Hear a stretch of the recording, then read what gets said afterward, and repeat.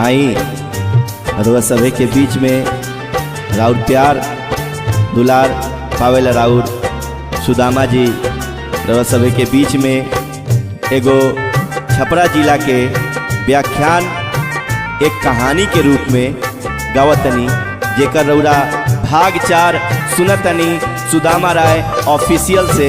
तो प्यार आशीर्वाद यही में बनाए रखी।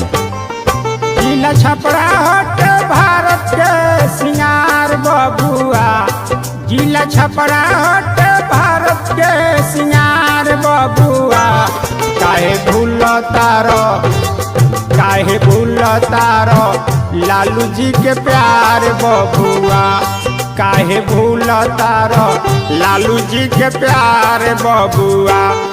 जिला छपरा हट भारत के सिंगार बबुआ, काहे भूल तारो लालू जी के प्यार बबुआ, काहे भूल तारो लालू जी के प्यार बबुआ। आई छपरा जिला के मशहूर प्रसिद्ध बिहार के जगह चोखा लिट्टी प्रसिद्ध बा, वहीं छपरा जिला के सतुआ चोखा चटनी आचार जेकर प्रिय लालू जी भी बानी, जेकर प्रिय पूरा सारण डिस्ट्रिक्ट के जनता सभे बा। छपरा 6 चीज से परे कभी ना केहू से डरे, मशहूर बा सतुआ चोखा चटनी भुजा अचार बबुआ। लालू यादव के प्रिय हो आहार बबुआ, आहार बबुआ। जिला छपरा हटे भारत के सिंगार बबुआ, काहे भूल तारो लालू जी के प्यार बबुआ। आई सारण के धरती छपरा जिला में खुदाई बाग एक ऐसन गांव बा जहां पे महान नरसिंह मास्टर साहब के पास एगो घोड़ा रहत रहे। वो घोड़ा बहुत स्वाभिमानी रहे, रोज नया चमत्कार करत रहे। आगे गाना के माध्यम से सुदामा राय जी के आवाज में सभे सुनी। नरसिंह मास्टर साहब के गो घोड़ा ना चाबुक सहे ना कोरा, घोड़वा रहे बड़ा स्वाभिमानी अपने आप में अभिमानी। उता रोज रोज करे चमत्कार बबुआ, चमत्कार बबुआ।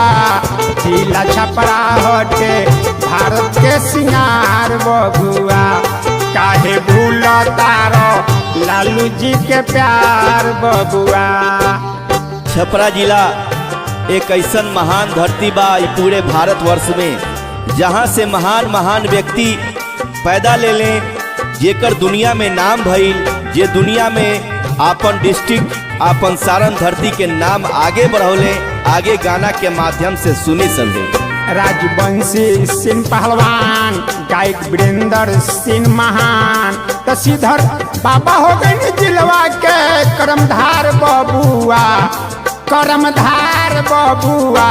तो जिला छपरा हटे भारत के सिंगार बबुआ, काहे भूल तारो लालू जी के प्यार बबुआ। आई अब ऊ व्यक्ति के चर्चा होता जौन ई गाना के रचयिता बानी, आई उनकर माध्यम से सुनी। सुदामा गोइले छपरा के इतिहास, घर बेलवनिया गारखा पास, सामने देवी जी के स्थान, उसे पूरब बा मकान। तो देवी चरण में करीला नमस्कार बबुआ, नमस्कार बबुआ।